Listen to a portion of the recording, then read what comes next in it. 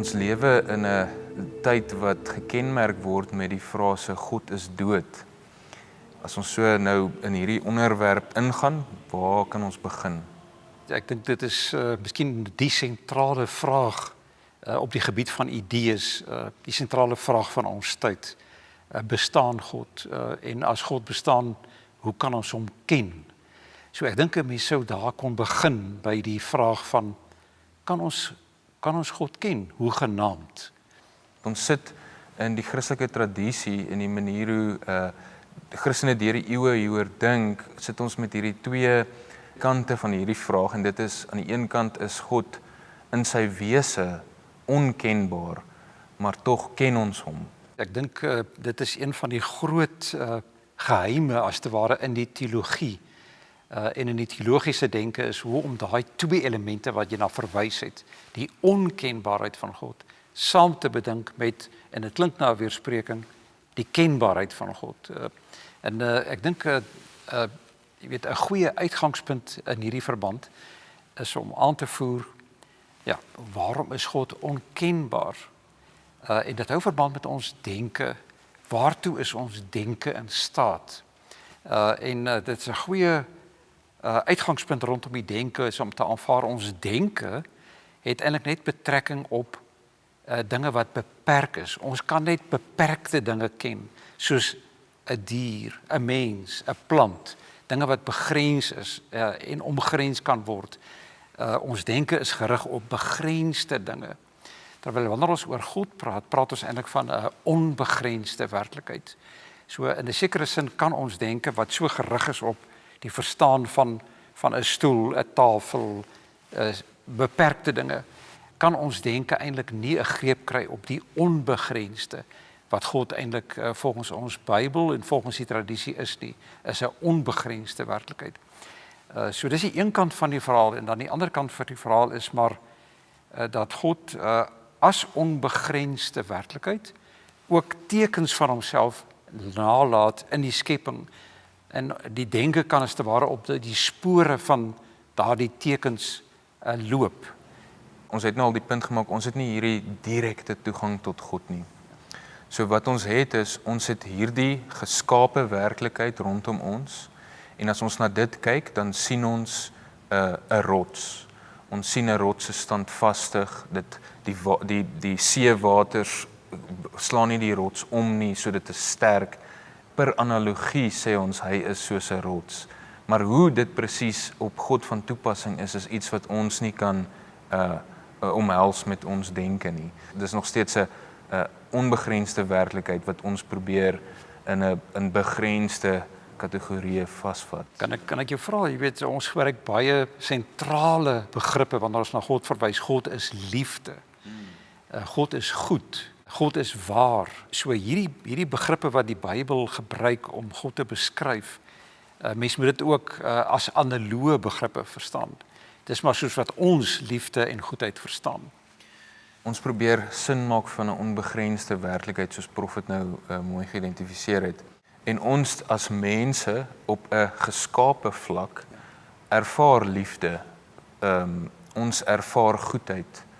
Ons ervaar hierdie dinge op 'n geskape vlak, en vanuit hierdie geskape werklikheid uit wil ons nou oor die skepper van hierdie geskape werklikheid dit ook kan sê. As ons sê God is onkenbaar enerzijds, en ons sê tegelyk dat God kenbaar is aan die hand van tekens wat in die skepping gelaat word. Ek sou kon argumenteer dat in my ervaring as mens, as beperkte wese, ervaar ek die skepping, die werklikheid, die aarde en alles wat dit in omvat, ervaar ek as 'n geskenk. Ek ervaar die skepping as iets wat gegee is. Is dit 'n redelike gevolgtrekking om te maak om van daar af te argumenteer dat omdat die skepping gegee is, 'n mens sou kon aanvoer met daar behoort 'n geskenkgewer te wees? Sou jy met hierdie argument kon saamstem? Ja, 100% kan ek met dit saamstem. Prof noem nou die skepping, die geskape werklikheid. So wanneer ons binne die teologie dink oor die skepping, dan dink ons dit is God se algemene openbaring aan die mensdom. Ons noem dit algemeen want dit is universeel, dis orals waar die mens kyk, orals waar die mens reflekteer oor sy eie bestaan, die bestaan van ander mense, word hy ook gekonfronteer met hierdie vraag en soeke na die een wat agter dit alles is. So ons ervaar die gevolg van die skepping rondom ons. Die gevolg is hierdie werklikheid, die lewe, die geskenk wat Profet nou noem. En as ons vanaf die gevolg teruggaan, dan kom ons by die oorsaak van die gevolg uit en dis dan die geskenkgewer. So binne die konteks van algemene openbaring kan ons inderdaad oor die werklikheid reflekteer en dan bo die werklikheid uitbeweeg na die outeur van die werklikheid self. Dis reg. Dis natuurlik 'n vraag. Is dit nodig om na God te soek as iets wat ander kan die skepping is, wat die skepping gegee het en geskenk het? Kan dit nie maar net 'n element in die werklikheid wees wat alles gemaak het, soos materie, 'n lewe wat maar net self spontaan ontstaan het? Om dit vir myself te verduidelik, het ek nou maar 'n eenvoudige voorbeeld.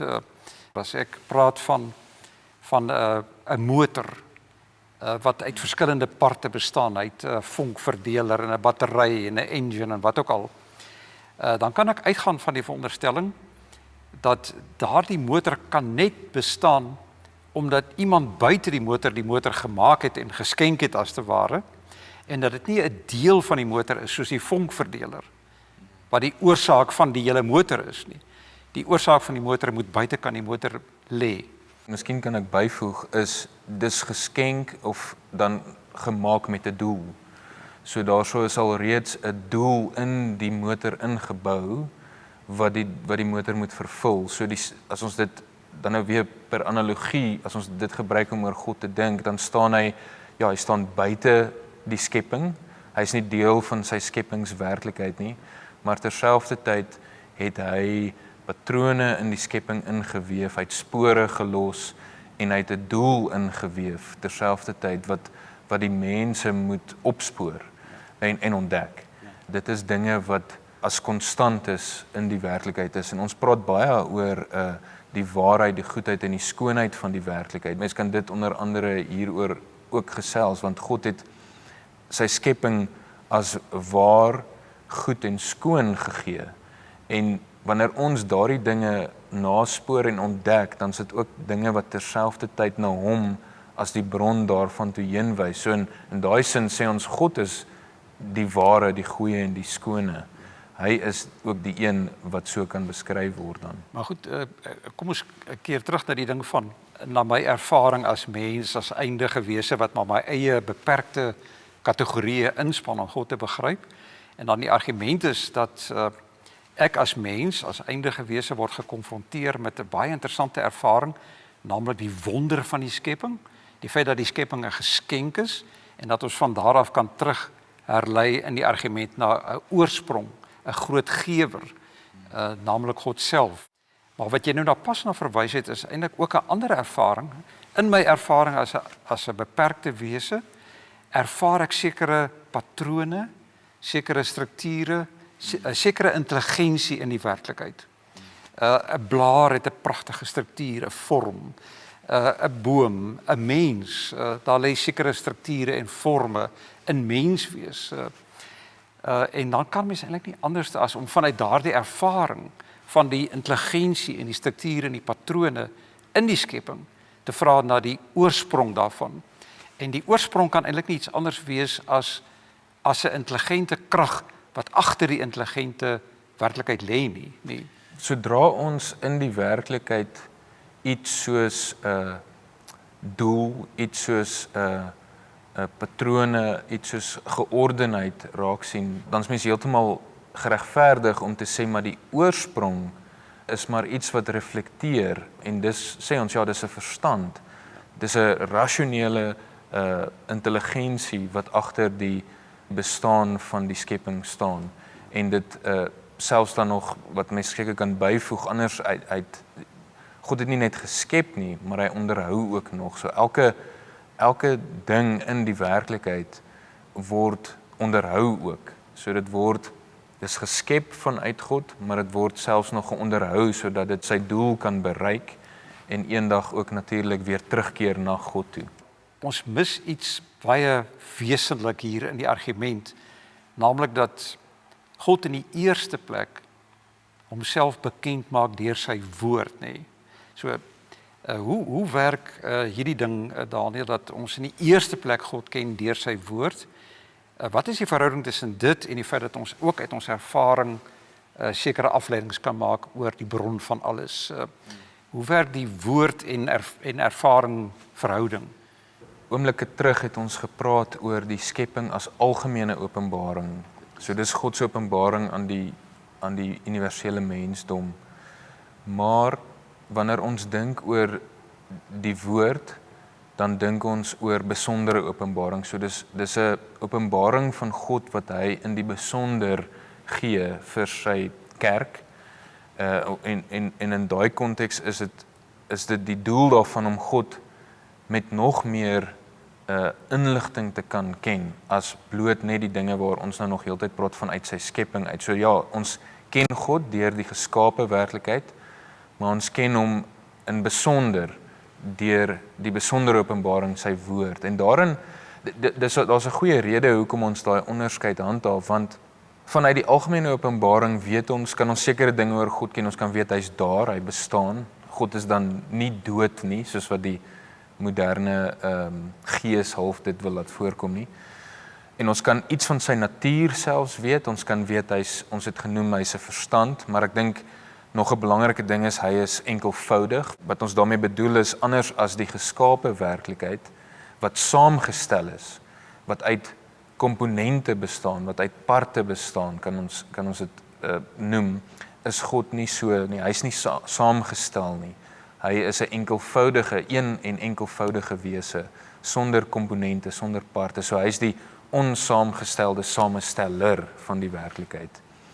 Maar nou kom ons by die besondere openbaring in God se woord en dan leer ons hom ken as die God wat homself bekend maak as 'n drie-enige God. Ons leer dat daar is 3 persone, maar tog een goddelike wese. Ons het die Vader, die Seun en die Heilige Gees.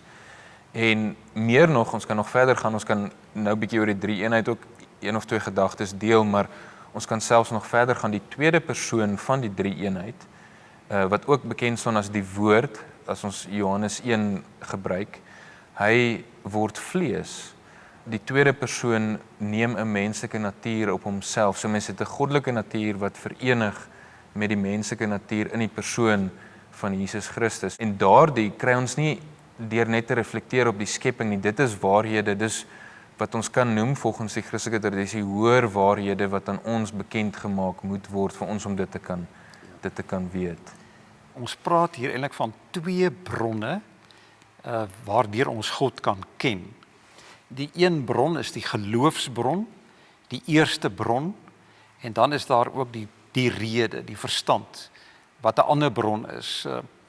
Wat is die verhouding tussen die besondere en die algemene openbaring, of in hierdie woorde, wat is die verhouding tussen ons geloof en die redelike? As ons dink oor die algemene en die besondere openbaring, dan op grond van daai 2 bronne, soos Prof het nou genoem het, die besondere openbaring as die geloofsbron en die algemene openbaring as die bron wat ons by wyse van ons natuurlike rede navolg. Dit beteken nie ons skakel ons rede af wanneer ons die Bybel lees nie. Maar ons maak maar tipies daai twee onderskeid, want op grond van die skepping, die algemene openbaring, het ons wat ons noem skepingsteologie. En teologie is die studie oor God. En die skepingsteologie wat gebaseer is op die skepingswerklikheid, spoor ons na deur ons natuurlike rede in te span en te gebruik en te beoefen met die erkenning dat dit is beperk. Maar wanneer ons die Bybel of die woord van God lees, wat die besondere openbaring is, dan op grond van dit het ons wat teoloë noem geopenbaarde teologie. Dit kom ons tegemoet en openbaar dinge aan ons wat ons nie by wyse van ons rede net kan uitdink of so nie. Ons moet dit vanuit 'n geopenbaarde waarhede naspoor. So dit bring ons by die samehang van geloof en rede uit. Ons rede, die menslike rede, vind alleenlik sy vervulling, sy doel in die geloof. Sonder die geloof kom die rede nie tot sy reg nie. Maar dit beteken die rede moet nog steeds gebruik word, dit moet ingespan word en dit moet die spore van God navolg en sien hoe dit heen lei na hoër waarhede toe en daar dan sy vervulling vind. Hy teken so die geloof en rede hang op 'n ingewikkelde wyse saam. En ons waarskynlik tree ons in 'n krisis in die teologie en in ons godsdienstige denke wanneer ons die twee dinge heeltemal uitmekaar uithaal. Of hoe sien jy dit? Dit is deel van die probleem waarmee ons vandag sit, is die skeiding tussen geloof en rede. Geloof word geïnternaliseer asof dit niks met die rede te doen het nie, niks met publieke werklikhede meer te doen het nie.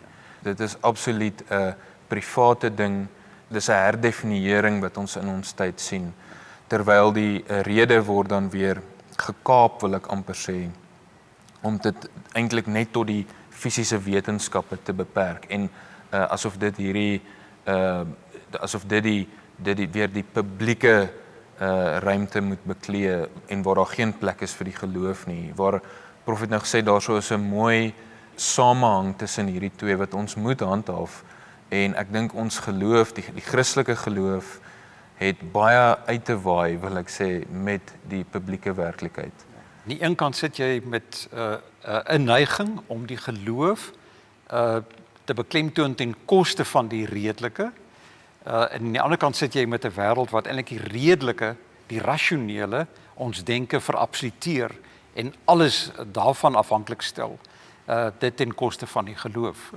En as ons dit name wil gee, dit is nou tegniese woorde, maar wanneer alles gereduseer word tot net geloof en hierdie private aspek van jou menswees wat niks te doen het met enige iemand of iets anders in die publieke werklikheid nie, dan noem ons dit fideïsme.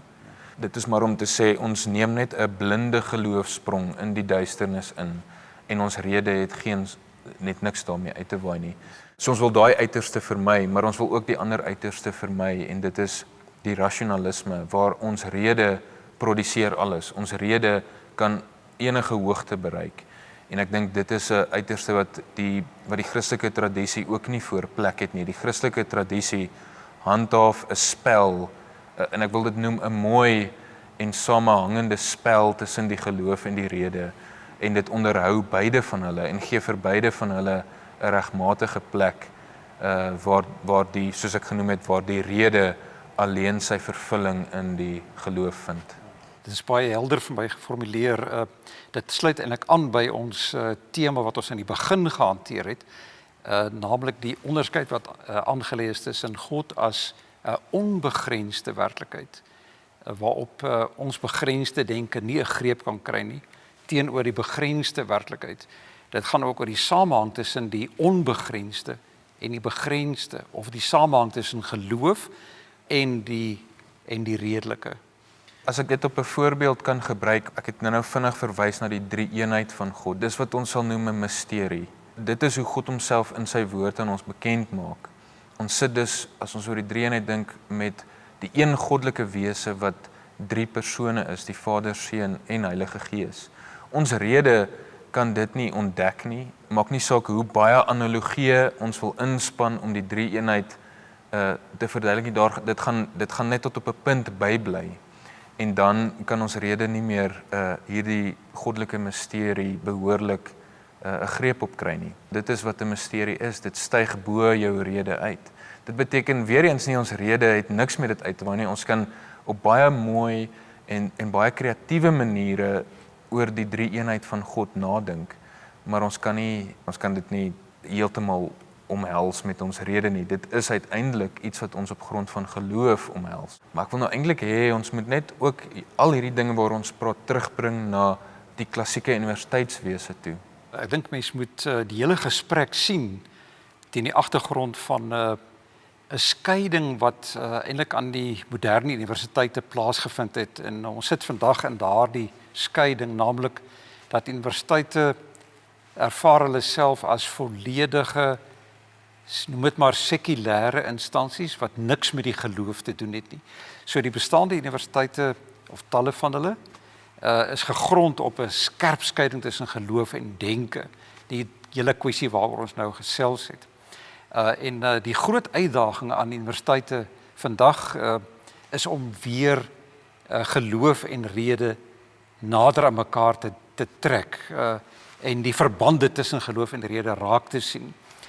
En dit is 'n uitstaande kenmerk van akademia, is dat ons eintlik in aansluiting by die klassieke universiteite wat nog altyd geloof en rede in samehang met mekaar gesien het, dat ons dit weer doen by akademia en dat ons as sodanig eintlik 'n antwoord is op die universiteite wat hierdie twee kragte, hierdie twee bronne aan die hand waarvan ons God kan ken, heeltemal van mekaar skei. So ons sien weer die samehang as universiteit tussen die kragte raak.